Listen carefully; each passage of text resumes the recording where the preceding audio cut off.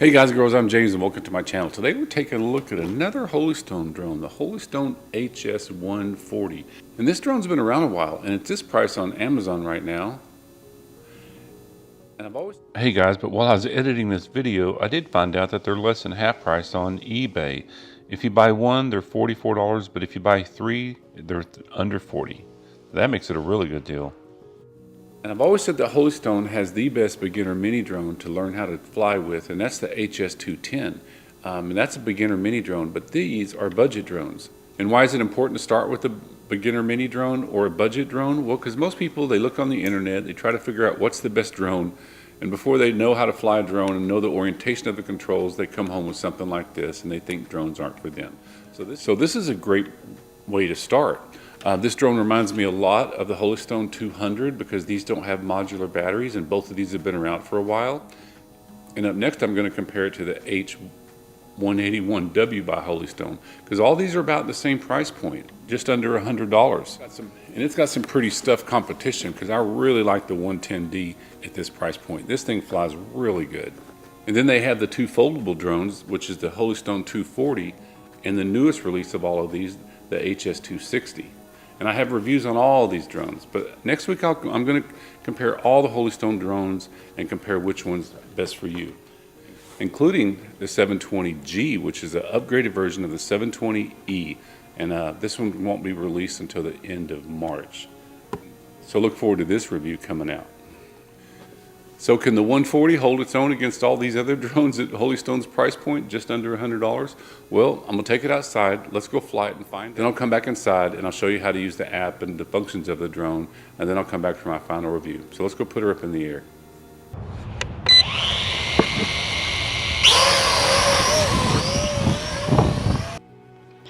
Hey guys, this is actually the second time I have flown it. The first time I flew it, I put it up in the air, but I put it up too high.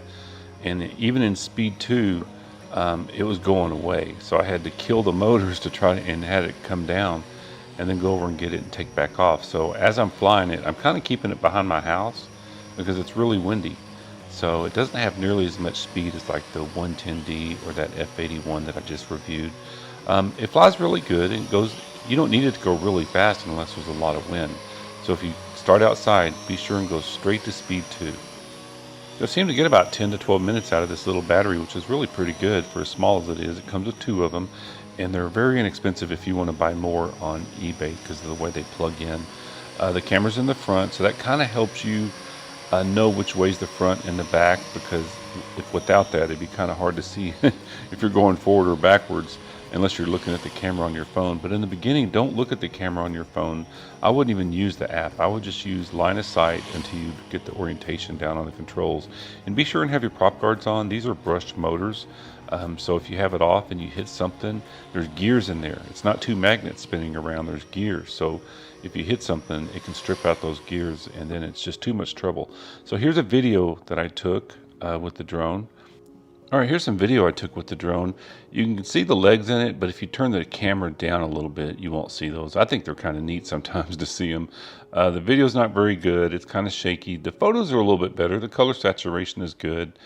Takes good photos, but the video, you're not going to get a really high quality video out of this camera at this price point. But at this price point, budget drones are really good to teach you how to get a drone to operate, how to get the gyros calibrated, the remote connected to the drone, but more importantly, it teaches the orientation of the drone. At first it seems a little bit intimidating, but it's kind of like driving a car. As soon as you learn how to drive a car, you don't have to think about it. The same thing with this. Once you get those controls in your hand, after a while, the orientation of the drone and moving the joysticks around becomes second nature and your subconscious takes over.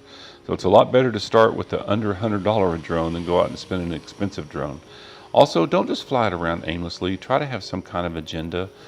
Try to do figure eights. Try to, like here, try to have it spin around you looking at you, then have it spin around you looking away from you. Work on your skill set and try to improve. It makes it a lot more fun than just aimlessly flying the drone around. Also, there's no on and off switch. It turns on when you plug the battery in. So when you bring it in after you're flying it, be sure and unplug it. It's not good to leave the battery and plugged in and let it completely drain all the way down. So when it lands itself, it's usually down to about 15% or something like that. It'll harm these batteries to bring them down to zero. So let's go inside and let's go over how to connect the app and all the functions of the drone and how to get it up in the air. All right, let's see what she weighs in at. She weighs in at 167 grams, which compared to like the 440 weighs 178 grams. So how much is 161 grams? Well, 161 grams is about the same weight as a medium-sized banana. Oh, wait, whoops.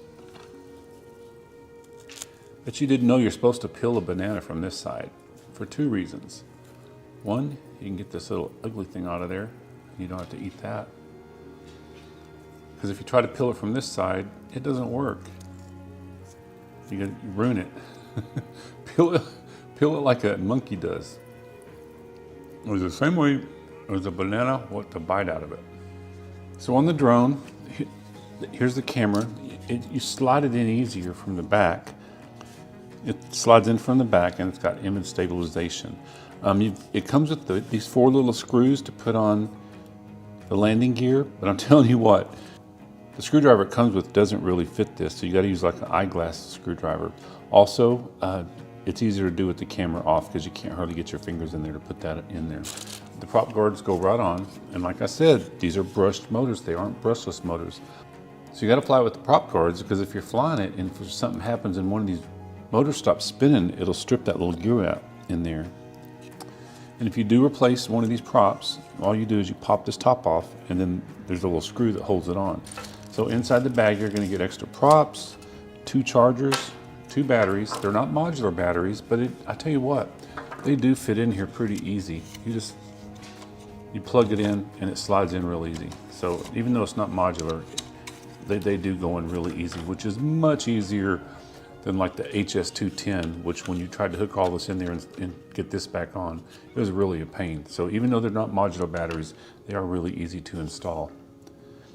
There's no lights except on the bottom, and then there's no on-off switch. The only way you turn it on and off is when you pull the battery in and out. Wish it had an on-off switch, and I wish it had a light somewhere. So when you plug it in, there's only lights on the bottom. See how they're blinking really fast? So on the remote, when you turn it on, to get it to bind, you got to go up and down on the left side. And to set the gyros, it's down and to the right. And they'll blink again, then they'll stop. And on the remote, these are your trim switches. So if it seems to be sliding to the left or to the right, push these in the opposite direction of the way it's going. These are left and right, and these are up and down. It takes a little bit of practice, but you'll get the hang of it. Over here, this is to start the props, and then you hold it down for them to start. This is for headless mode. Don't use that. That changes the orientation of the drone. This is for high and low. There's only 2 speeds, and it's not very fast, as you saw outside. So if you're flying you can't fly it in the wind, and then this makes it do the flips. So to get the camera to work, you got to use the app. I flew it with my phone, but I'm going to use the app to show you. So you go to the QR code, open up your camera. It'll take you to the app. And it's the Ophelia FPV app, so you open it up. But before you can make this work, it's a Wi-Fi drone. So go to your Wi-Fi, hit Holy Stone, then go back to the app. It takes a minute. There it is. All right, now you see? Now you see the camera's working. It's about the average is the 200 and the 181, the 110D. They all have about the same camera on them. Push this one to take a picture. Push this one to start a video. You see the video going. This is to take you back to look at it. There's some pictures it took outside. Then this takes on it off. Now unfortunately, there's no way to take pictures or videos with the remote. You have to use the app, and then there's your speeds, or you can use the button right here. All right, so let's go back for our final review. Hey guys, thanks so much for watching my review of the Holy Stone HS140. If you bought this drone and you're watching this video to get instructions on it, hopefully you got something out of it. But if you're watching it to see if I like it or what my review on it is, I think Holy Stone's got much better drones at this price point. If you saw, I reviewed this 181 yesterday. because this one doesn't come with the case, and this 181 comes with a really nice case. And that's real important on these drones for storage and not losing all the props and the parts and everything.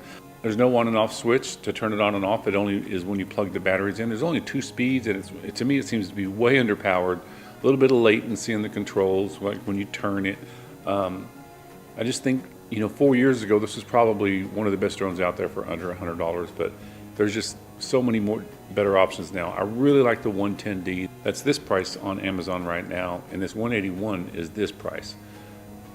So it's a cool looking drone, kind of looks like a sports car. Because Holy Stone, they send me these drones, but I can say whatever I want about them, and I'll give you my honest opinion. So my honest opinion is, on this one, I'd pass. I would go in the other directions and get some of their other drones at the same price point. As always, if you got something out of this, please like and subscribe, and I'll see you in the next one.